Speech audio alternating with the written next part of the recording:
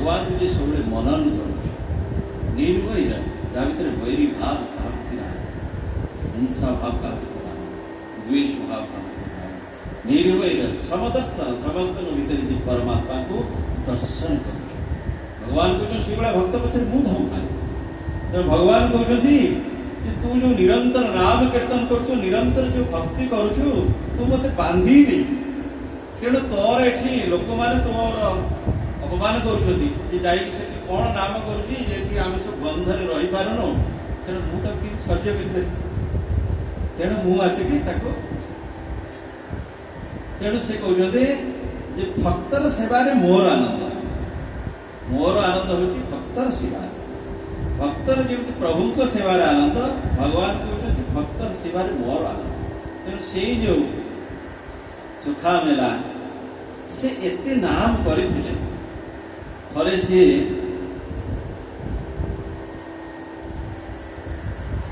माने ताको पई तो भगवान सब किछ करते ताकर पुत्र को नाम कि कूर्म मेला केतोड़ सब धाई व्यवस्था थिला पिला जन्म होला को सब मेडिकल फैसिलिटीज नथिला केतोड़े भयंकर वर्षा झड़ ये सब होता है धाई की न था ये खोजिया को जाता कि चोखा मेला भगवान निजे धाई बेश भगवान आसे पुत्र जो जन्म है कूर्म मेला स्वयं भगवान निजे आसे धाई रूप ये गाँव में तो दाई की जाक डाकुन पागरे जाई हेनी भयंकर ये जो बात्या होगरे जाई हेनी ये सब बुलिक निराश फेरुंट एपटे देखते धाई उपस्थित पुत्र जन्म हो सारी धाई उपस्थित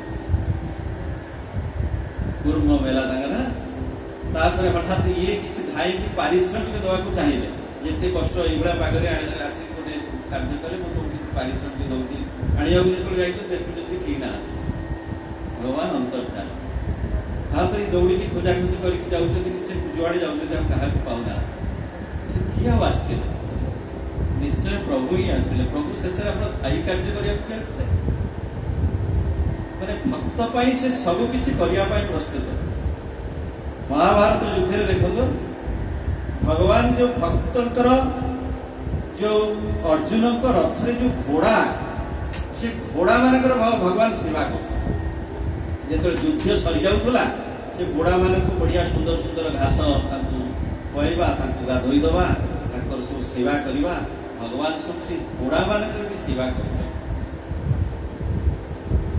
भगवान का से पचरा आप घोड़ा मान सेवा कर भक्त को ये धारण कर भक्त को रथर माने ये धारण कर भक्त जो मैंने सेवा कर समस्ते मोर से घोड़ा कर भी सेवा करते स्वयं अनंत शक्तिमान भगवान के तो भगवान को दूत हो चलते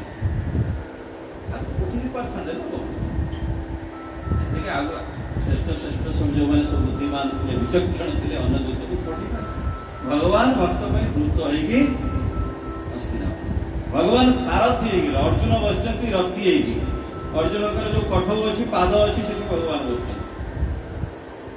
घोड़ा चालन पितामह भीष्म गोटे खराब लगे पितामह भीष्म परम भक्त पितामह भीष्म कहले अरे मो प्रभु जी महान अनंत शक्तिमान जाकर भृकुंचन मात्र के सृष्टि स्थिति प्रलय हो जाए महापराक्रमी अनंत शक्तिमान मो प्रभु सी गोटे गोटे घोड़ा को चढ़ाते गोटे अस्त्र धारण करना किसी करना प्रतिज्ञा करते मु महाभारत युद्ध अस्त्र धारण करी पितामह भीष्म प्रतिज्ञा कले यदि प्रकृत में प्रभु मुझे सच्चा भक्त होती आप अस्त्र धारण करेंगे आप अस्त्र धारण करा पड़ो भयंकर युद्ध कर भयंकर युद्ध अर्जुन रक्ताक्त हो भगवान को भी सब छाड़े भगवान को अस्त्र मारिकी भगवान का सब भी क्षत विक्षत करदे अर्जुन रोकी पारे ना भयंकर युद्ध कौन से मत अर्जुन पारे नहीं भगवान को क्षत विक्षत कर सारे देखिले ना उपाय नहीं भगवान गोटे रथ चक्र धरी दौड़े पितामह भीष्म को बाहर पितामह भीष्म बाण रखिदे प्रभु यही रूप को दर्शन करने भयंकर युद्ध करुँ ये आपण से जो सारथी बेश घोड़ा मान को चालन कर वीर वेश देखा चाहते आपणकर जो वीर वेश क्षत्रिय वेश से जो महापराक्रमी वेश ताकू मु देखा चाहूली। अर्जुन जाकि धरी पकड़े प्रभु प्रभु ये कौन करते आप प्रतिज्ञा करते अस्त्र धरी पितामह भीष्म प्रणाम आरंभ करते प्रभु ये लोक को देखा मुझे लीला करूँ किंतु आपण भक्तों आप निज प्रतिज्ञा त्याग करदे आप प्रतिज्ञा करते महाभारत युद्ध अस्त्र धारण करी ना आ मु प्रतिज्ञा कली जे आप अस्त्र धारण करिया पड़ो मो प्रतिज्ञा रक्षा करने आप निज प्रतिज्ञा त्याग करदे। भगवान भक्तर प्रतिज्ञा रक्षा करने निज प्रतिज्ञा भी त्याग करते भगवान भक्त सबकि भगवान निज अपमान भी सह्य करेंगे कि भक्त अपमान भगवान सह्य करेंगे ना। भृगु ऋषि जो पादरे जो गोईठा मारे जो भगवान मोक्ष देश भगवान पाद को पूजा कले आहा कष्ट हो मोर एते कठिन मो हृदय आपते कष्ट हो पाद को आमुषि देवा आरंभ कर भूषण करदे ये गोटे गोईठा मारते श्रीवत्स चिन्ह बोली गोटे भूषण करदे भगवान जो ध्यान हुए पक्ष देश श्रीवत्स चिन्ह अन्य जनकर गोईठा को अन्य जनकर अपमान को जे भूषण कर दियंते सी होउछन भगवान सी होउछ तितिक्षा धर्मर आचार्य तांको भलिया सहन केही करि परिबे नाही समस्त अपमान समस्त निंदा सब कुछ सह्य करि परिबे किंतु भक्त अपमान भगवान सह्य करि परिबे निज अपमान सह्य कर देबे निज अपमान भृगु ऋषि ताको अपमान कले किंतु ताकू भी से भूषण करदे पूजा कले आहा आपन पाद को केते कष्ट होइतबो मु टिके आगुरु जानिथिले आपन के स्वागत करथांती आ मु आगुरु टिके जानि पारिनी मु आपन स्वागत करि पारलिनी मु शयन करथिले आपन स्वागत करि पारलिनी किंतु जेतेबेले दुर्वासा ऋषि जेतेबेले अंबरीश महान भक्त अंबरीश राजा जड़े राजा है कि भी भगवान एति भक्ति करुले निज हाथ में सी अटा पेसिकी रुटी करुले से रुटी बनैकी भगवान को भोग लगुले निज हाथ में माला गुंथुले जड़े राज चक्रवर्ती सम्राट केते राजा तांको अधीनस्थ थिले केते राजा केते सेवक केते दास दासी जहाँ को आज्ञा करेंगे से प्रभु को सेवा करते किंतु से क्या प्रभु को सेवा दियंती कहले सेवार जो आनंद प्रभु को सेवा कर जो आनंद यदि निजे न करू अन्य द्वारा करू से सुख से आनंद मु केमती पाइबी राणी मैंने आसिक सेवा करने चाहूँ कहे सेवारे मु क्या भाग दे पारि तुम्हें सेवा करने चाहूँ तुम महल में तुम प्रभु को विराजमान कर राणी माने केते राणी थिले समस्त महल में भगवान विराजमान तुम्हें सेवा करने चाहूँ तुम्हें प्रभु को विराजमान कर सेवा कर मो सेवा मुझे हस्तांतर कर निज हाथ में फूल तोड़े माला गुंथे निज हाथ में से मंदिर मार्जना करेंगे निज हाथ में रोषे करेंगे रोटी सब बनइबे जहाँ भी करेंगे सब सेवा से निज हाथ में कर अंबरीश महाराज एणे राज चक्रवर्ती सम्राट अयोध्या राज चक्रवर्ती सम्राट है कि निजे ही से सब प्रभु को सेवा कर आप निरंतर नाम चलती आप सेवा चलती दिने अटा रुटी ये लोग हम भगवान आसे देखिले कि जन माने बिछि दोछि हठात आसी देखे भगवान प्रभु ये कौन कर हाथ धरी को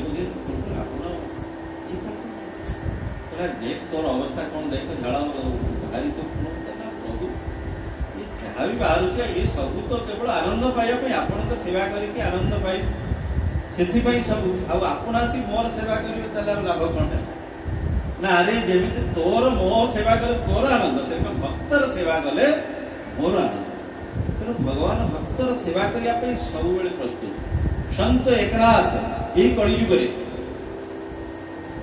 300 वर्ष आग कथा यही कलिजुग 12 वर्ष काल भगवान घरे सेवक हो रही नौकर 12 वर्ष रोषे करती काठ चिरती गोदावरी नदी पानी आणती पूजा एकनाथ महाराज पूजा करेंगे सब चंदन गोरिकी देदेवा फूलमाल देदेवा सब प्रकार व्यवस्था करवा पत्नी थे गिरिजा बाई रोषे सब कार्य सब सहयोग करवा 12 वर्ष काल भगवान घरे सेवक हो रही यही कलिजुग ସନ୍ତ ତ୍ରିଲୋଚନ ଜୀ ମହାରାଜ, ତ୍ରିଲୋଚନ ଜୀଙ୍କ ତାଙ୍କ ଘରେ ଯେ ବଣିଆ ଥିଲେ ତାଙ୍କ ଘରେ ବର୍ଷେ କାଳ ରହିଲେ ଭଗବାନ ସେବା କଲେ ତାଙ୍କର।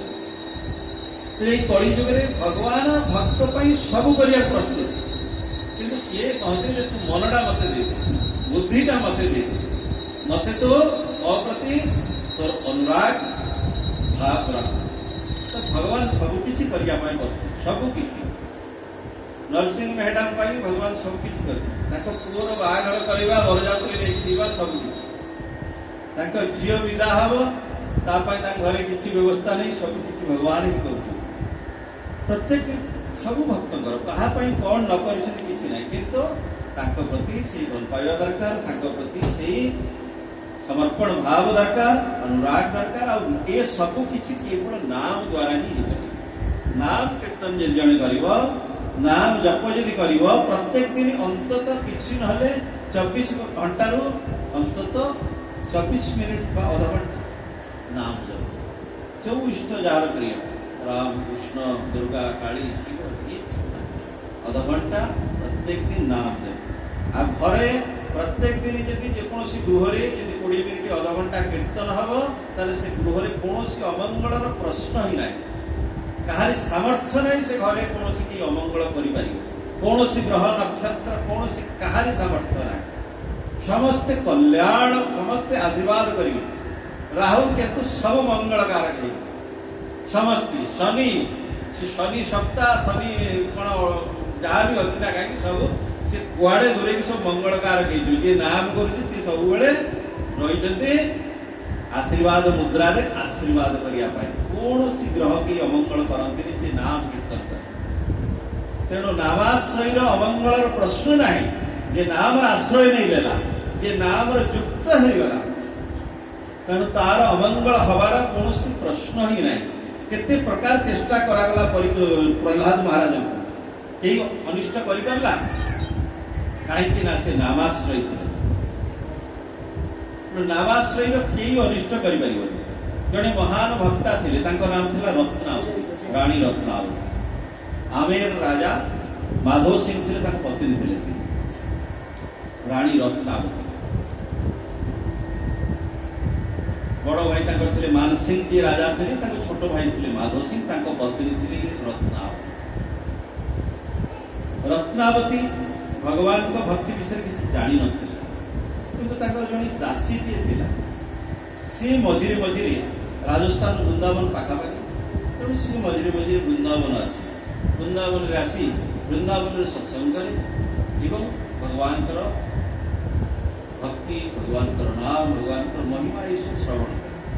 ତା ଭିତରେ ଗଭୀର ଭକ୍ତି ଭଗବାନ ପ୍ରତି ସୃଷ୍ଟି ହେଇଯାଇଥାଏ। ତେଣୁ ସିଏ ଭଗବାନଙ୍କର ନାମ ଜପ କରିକି କେତେବେଳେ ଅତ୍ୟନ୍ତ ବିକଳ କ୍ରନ୍ଦନ କରେ, ଭଗବାନଙ୍କ ଦର୍ଶନ ପାଇଁ କେତେବେଳେ ଆକୁଳ ପ୍ରାର୍ଥନା କରେ, କେତେବେଳେ କ୍ରନ୍ଦନ କରେ। ପରମ ଆନନ୍ଦ ଭିତରେ ସିଏ ରହେ।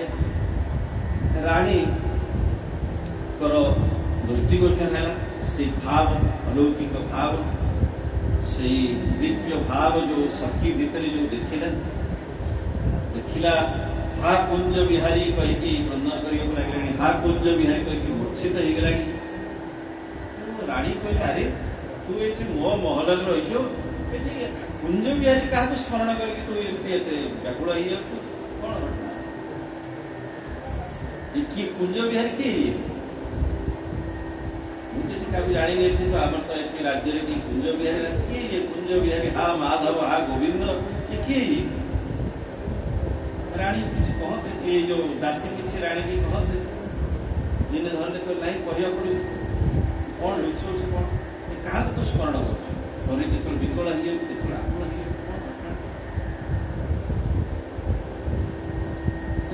हूँ स्वयं भगवान श्री कृष्ण तुम विषय के सब जान सब जो दिव्य मुझे देखुची तो जाऊँ तोर गोटे पछे पछे गोटे दिव्य ज्योतिर बलय आम दर्शन करूँ कौन दिव्य स्वरूप तो पछे पछे आम दर्शन करूँ विश्व कौन कौटी भाई बोली दिव्य आनंद ये सब अवस्था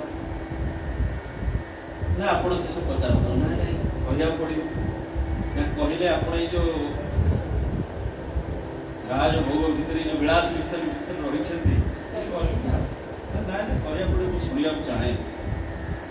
ତାଇ ସବୁ ବୃନ୍ଦାବନରୁ ମୁଁ ସବୁ ପ୍ରାପ୍ତ ହେଇଛି ବଡ଼ ସଦ୍ଗୁରୁଙ୍କ ପାଖରୁ, ତାଙ୍କ ଆଶୀର୍ବାଦ ସତ୍ସଙ୍ଗରୁ ଏସବୁ ପ୍ରାପ୍ତ ହେଇଛି।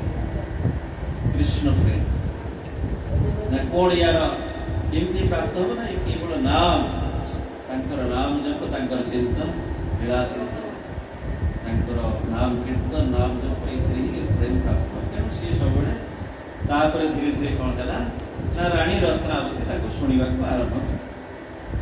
ଦାସୀଙ୍କ ପାଖରୁ ଦାସୀ ସବୁବେଳେ ଭଗବାନ ଶ୍ରୀକୃଷ୍ଣଙ୍କର ମହିମା ତାଙ୍କୁ ଶୁଣାନ୍ତି, ସତ୍ସଙ୍ଗ ତାଙ୍କ ପାଖରୁ ଶୁଣନ୍ତି। ଧୀରେ ଧୀରେ ରାଣୀଙ୍କ ଭିତରେ ପ୍ରଗାଢ଼ ଭକ୍ତି ଆରମ୍ଭ ହେଲା। ସେ ବି ଧୀରେ ଧୀରେ ନାମ ଜପ, ଭଗବାନ ପ୍ରେମ ଭିତରେ ସେ ବୁଡ଼ିକି ରହିଲେ। କିନ୍ତୁ ଇଏ ଘଟଣା ଯେତେବେଳେ ତାଙ୍କ ସ୍ୱାମୀଙ୍କ ପାଖକୁ ଗଲା, ବାହାରକୁ ଗଲା, ସେମାନେ ସବୁ କହିଲେ ଆରେ ଜଣେ ରାଣୀ ଇଏ କଣ ଏମିତି କୀର୍ତ୍ତନ କରିକି ନୃତ୍ୟ କରୁଛି। ସେ ଧୀରେ ଧୀରେ ଅନ୍ୟ ଭକ୍ତମାନେ ସବୁ ଆସିକି ଉପସ୍ଥିତ ହେଲେ, ସତ୍ସଙ୍ଗ ଚାଲିଲା, କୀର୍ତ୍ତନ ହେଲା। ସେମାନେ ସବୁ ତାଙ୍କୁ ଭଲ ଲାଗିଲାନି। ଜଣେ ରାଣୀ ହେଇକି ସିଏ ଏମିତି କଣ ସାଧାରଣ ଲୋକଙ୍କ ସାଙ୍ଗରେ ଏମିତି ନୃତ୍ୟ କରୁଛନ୍ତି, କୀର୍ତ୍ତନ କରୁଛନ୍ତି, ନାମ କରୁଛନ୍ତି। ସେମାନେ ଚାହିଁଲେ ନାଇଁ ଏକୁ ବିନାଶ କରିଦେବା। ତେଣୁ ତାଙ୍କୁ ସେ କଣ କଲେ, ତାଙ୍କର ଗୋଟେ ପିଞ୍ଜରାରେ ଗୋଟିଏ ବାଘଟିଏ ଥାଏ ବନ୍ଦ ହେଇ, କହିଲେ ରାଣୀଙ୍କ ମହଲରେ ନେଇକି ବାଘଟି ଛାଡ଼ିଦବ, ତାକୁ ମାରିଦବ। ରାଣୀ ସେତେବେଳକୁ ଅତ୍ୟନ୍ତ ଭଗବତ ଭକ୍ତିର ବହୁତ ଗଭୀରତମ ସ୍ତରକୁ ପଡ଼ିଥାନ୍ତି। ନିରନ୍ତର ନାମ କୀର୍ତ୍ତନ, ଭଗବତ କୀର୍ତ୍ତନ, ନିରନ୍ତର ଭଗବତ ସେବା, ଭଗବତ ସ୍ମରଣ, ଏସବୁ ମଧ୍ୟରେ ତାଙ୍କ ଭିତରେ ପ୍ରଗାଢ଼ ଭକ୍ତି ଭାବ ଜାଗ୍ରତ ହେଇଥାଏ। ସର୍ବତ୍ର ସେ ଭଗବାନଙ୍କୁ ଦର୍ଶନ କରୁଥାନ୍ତି। ସମସ୍ତଙ୍କ ଭିତରେ ସେ ଶ୍ରୀକୃଷ୍ଣଙ୍କୁ ଦର୍ଶନ କରୁଥାନ୍ତି।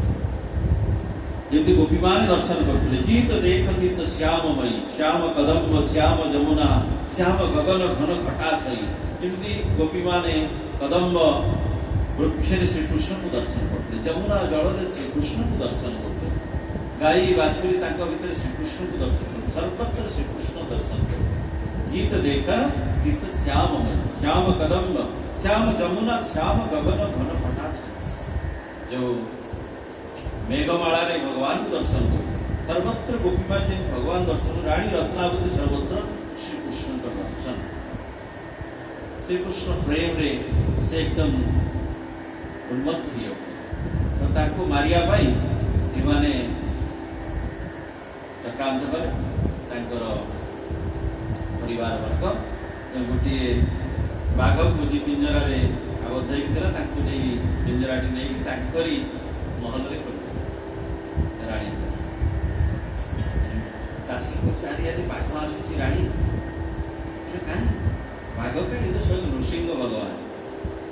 ରାଣୀ ସେହି ସମୟରେ ଭଗବାନଙ୍କୁ ପୂଜା ଆରତୀ ଧରିକି ପୂଜା କରିବାରେ ବ୍ୟସ୍ତ ଥିଲେ। ଯେତେବେଳେ ବାଘ ଆସୁଛି, ବାଘ କାହିଁ, ତ ନୃସିଂହ ଭଗବାନ ଆରତୀ ଧରିକି ଭଗବାନଙ୍କୁ ଆରତୀ କରିକି ତାକୁ ନୃସିଂହ ଭଗବାନଙ୍କୁ ନେଇକି ଫୁଲ ମାଳା ଦଉଛନ୍ତି ତାଙ୍କ ଗଳାରେ। ବାଘ କୁଆଡ଼େ ଅଦୃଶ୍ୟ ହେଇଗଲା, ସ୍ୱୟଂ ନୃସିଂହ ଭଗବାନ ସେଠି ପ୍ରକଟ ହେଇଗଲେ। ତାଙ୍କୁ ଯାଇକି ପୂଜା କଲେ, ତାଙ୍କୁ ବଜଉଛନ୍ତି। ଆଉ ଯୋଉ ବାଘକୁ ଛାଡ଼ିଥିଲେ ସିଏ ବାଘ ଯାଇକି ଯୋଉମାନେ ଛାଡ଼ିଥିଲେ ତାଙ୍କୁ ଯାଇକି ସେ ତାଙ୍କୁ ମାରିଦେଲେ। ଯୋଉମାନେ ତାଙ୍କୁ ଛାଡ଼ିଥିଲେ ମାରିବା ପାଇଁ, ଅସଲ ବାଘ ଯାଇକି ସିଆଡ଼େ ତାଙ୍କୁ ସବୁ ମାରିଦେଲା। ଇଏ କିନ୍ତୁ ଏଠି ନୃସିଂହ ଭଗବାନଙ୍କୁ ତାଙ୍କୁ ପୂଜା କରି ଅତ୍ୟନ୍ତ ଆନନ୍ଦରେ ଇଏ ତାଙ୍କର ବସିଛନ୍ତି। ତାପରେ ଯେତେବେଳେ ରାଜା ଜାଣିଲେ ଯାହାର ଇଏ ତ ମହାନ ଭକ୍ତ, ଭଗବାନଙ୍କର ଅଶେଷ କୃପା ଏଙ୍କ ଉପରେ ହେଇଛି, ଯାହାକୁ ମାରିବା ପାଇଁ ଆମେ ଚେଷ୍ଟା କଲୁ, ସିଏ ତ ମାନେ ଭଗବାନଙ୍କ ଧ୍ୟାନରେ ମଗ୍ନ। ସମସ୍ତେ ଆସି ପାଦ ତଳେ ପଡ଼ିଲେ, କ୍ଷମା କରନ୍ତୁ, ଆମେ ଜାଣିପାରୁ ଚିହ୍ନି ପାରୁନୁ ଯେ ଆପଣ ଭକ୍ତିର ଏତେ ଉଚ୍ଚତର ସ୍ତରକୁ ଆପଣ ଯାଇଛନ୍ତି। ଆଉ ଆମକୁ ଟିକେ ଆଶୀର୍ବାଦ ଆପଣ ଟିକେ। ସେ କହିଲେ କେବଳ ଭଗବତ ଆଶୀର୍ବାଦ, ଭଗବତ କୃପାର ମାର୍ଗ ହେଉଛି ପ୍ରଭୁଙ୍କ ନାମ ଜପ, ପ୍ରଭୁଙ୍କର କଥା ଶ୍ରବଣ କରିବା, ପ୍ରଭୁଙ୍କର ନାମ କୀର୍ତ୍ତନ କରିବା। ତେଣୁ ଆପଣ ପ୍ରଭୁଙ୍କର ନାମ କୀର୍ତ୍ତନ ଆଜିଠାରୁ କରନ୍ତୁ। ସେମାନେ ସବୁ ଭକ୍ତି ଭଗବାନଙ୍କୁ ଭକ୍ତି କରିବା ଆରମ୍ଭ କରନ୍ତି, ସମସ୍ତେ ନାମ କରିବା। এই কলি যুগের বহুত ভক্ত সন্ত সখুয়াই, সন্ত সখুয়াই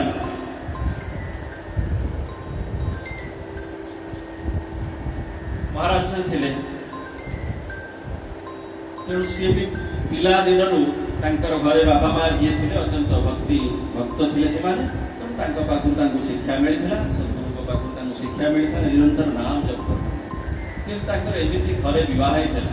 आजिकल तो सब बहुत परिवर्तन हो गलानी किंतु से समय भी एमती थिला गोटे गोटे दुष्टा शाशु शशुर एमती पड़ुले परिवार में समय बहुत अत्याचार भी होता तेणु से समय कथा से बहुत अत्याचार कर सब घर सबुटा कार्य करोले सबकि करोले से शाशु जी थी भयंकर कष्ट दूसरा मारूला माड़ होता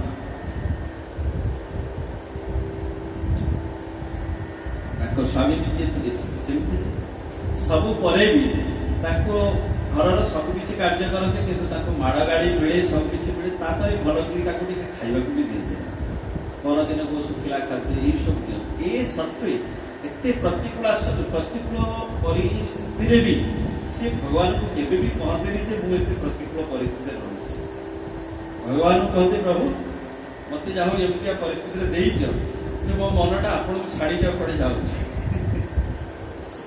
यदि ये अनुकूल परिस्थिति मिलता मन ये लगी जाता ना किंतु आप बहुत कृपा कर भक्त माने केवे कोभली परिस्थिति आसिले भी कौन सी परिस्थिति गोटे लगे प्रतिकूल परिस्थिति से प्रत्येक परिस्थिति भगवान को कृपा को ही अनुभव करते आसी मानी आम तो निश्चय किसी कृपा रही कारण से माने भगवान को निज को समर्पी दे था प्रत्येक परिस्थिति कृपा निश्चय ये माध्यम भगवान किसी कृपा करने कहीं सी जानी आमर अमंगल हो पार कहीं आम भगवान को शरणागत होमर अमंगल प्रश्न किसी ना आमर के अकल्याण हो पार कि कहीं भी आम अकल्याण कर जहाँ भी आसुचे किसी ना किसी परीक्षा थी किसी ना किसी या माध्यम आम आउ टे किसी प्रभु आमको आउ टे उन्नति आम किसी अध्यात्म उन्नति आउ कि भक्ति भाव बढ़ी आउ टे प्रति विश्वास प्रेम बढ़ी तेणु ये कि प्रभु कि नाटक कौन कर तेणु सी कौन परिस्थिति की भावती के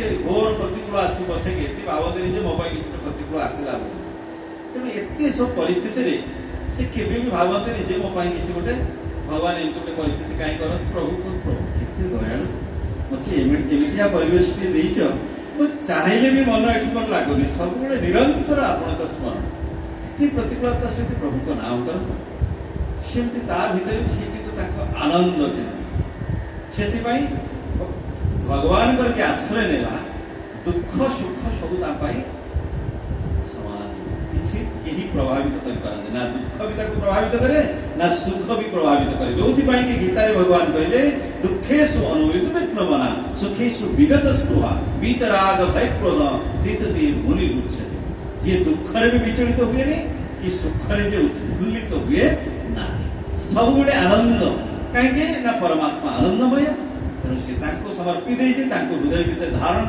कर नाम कर तेणु से दुखरे भी आनंद सुखरे भी आनंद जगत में कौन सी परिस्थिति विचलित करें जो बारंबार गीतार से कथा भगवान को सम सुख दुख स्वस्थ सम लोष्टास्म कांचन मानात्म मानव स्तुल्य मित्रारि पक्ष तुल्य प्रिया प्रियो धीर तुल्य निंदात्म संस्तुति सर्वारंभ परित्यागी गुणातीत समुच्यते सुख दुखता समान लाभ क्षति मान अपमान सब भीतर से परमात्मा को देखो लाभ रे परमात्मा क्षति रे परमात्मा दुख रे परमात्मा सुख रे परमात्मा सब से भगवान सहित युक्त है रहे कौन सी परिस्थिति भगवान ठार से केवल वियुक्त हुए ना भगवान सहित जेहेतु युक्त हुए भगवान आनंदमय तेणु दुख रे भी से आनंद रहे सुख रे भी आनंद लाभ रे भी आनंद क्षति रे भी आनंद जो कथा को भगवान कहते भक्तर जड़े जो मोर भक्ति करे जो भक्ति मार्ग जो सिद्ध हो जाए जो जड़े मत अनुभव करे वो भाई अवस्था तार हुए भक्त केमी चले केमी आचरण करे तार चिंतन केमी चिंतन शैली तार आचरण शैली कर्म शैली केमी ना सब समभाव सम शत्रु मित्रे शत्रु मित्र समान भाव देखो केमी प्रहलाद महाराज का गुरु थे षंढ अमरक जी शुक्राचार्य पुत्र थे थरे गुरुदेव कड़े बाहर को जाते गुरुकूल रोता प्रहलाद जी आउ सब अन्न सब गुरु भाई सब था सब असुर बाड़क सब असुर बाड़क को एमती सत्संग करेले प्रहलाद जी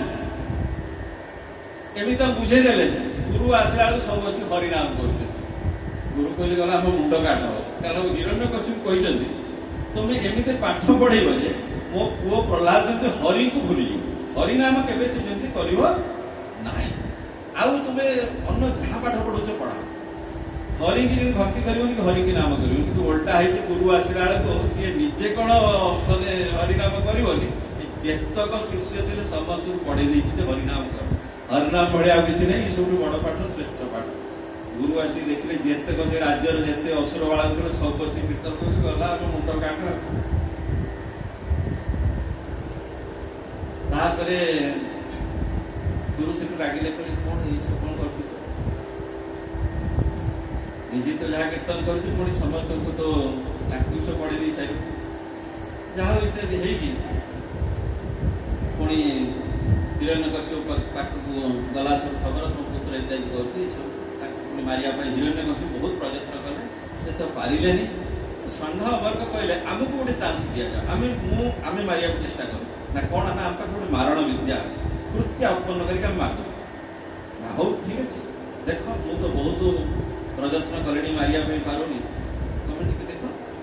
ତେଣୁ ସିଏ ମନ୍ତ୍ର ଉଚ୍ଚାରଣ କରି ଗୋଟେ କୃତ୍ୟା ଗୋଟେ ଭୟଙ୍କର ଗୋଟେ ଶକ୍ତି ଗୋଟେ ସିଏ ଯିଏ ଯାଇକି ତାକୁ ମାରିବ। କିନ୍ତୁ କୃତ୍ୟାରେ ଗୋଟେ ରହିଛି ଯେ ଯାହାକୁ ତମେ ପ୍ରେରଣ କରିବ ମାରିବା ପାଇଁ, ଯଦି କୃତ୍ୟା ତାଙ୍କୁ ନ ମାରି ପାରିଲା ତାହେଲେ ଯିଏ ପ୍ରେରଣ କରୁଥିବ ତାକୁ ଆସିକି ମାରିବ। ତେଣୁ ଇଏ ଗଲେ ତ ପ୍ରହ୍ଲାଦ କିଛି ନାହିଁ, ପ୍ରହ୍ଲାଦଙ୍କର ହରିନାମ କରୁଛି, ହରିନାମ ଶକ୍ତିରେ କୃତ୍ୟା ଜଳିବା ଆରମ୍ଭ କଲେ, ସେ ଆଉ ତାକୁ କଣ ମାରିବେ, ଓଲଟା ଫେରିଲେ। ଶକ୍ତି ଯେତେବେଳେ ଫେରିଲା, ଏଇ ଦି ଜଣଙ୍କୁ ଯୋଉ ତାଙ୍କର ଶୁକ୍ରାଚାର୍ଯ୍ୟ ଯୋଉ ପୁଅ ଦି ଜଣ ଷଣ୍ଢ ଅମର୍କ ଛାଡିଥିଲେ, ଦି ଜଣ ମାରିଦେଲେ।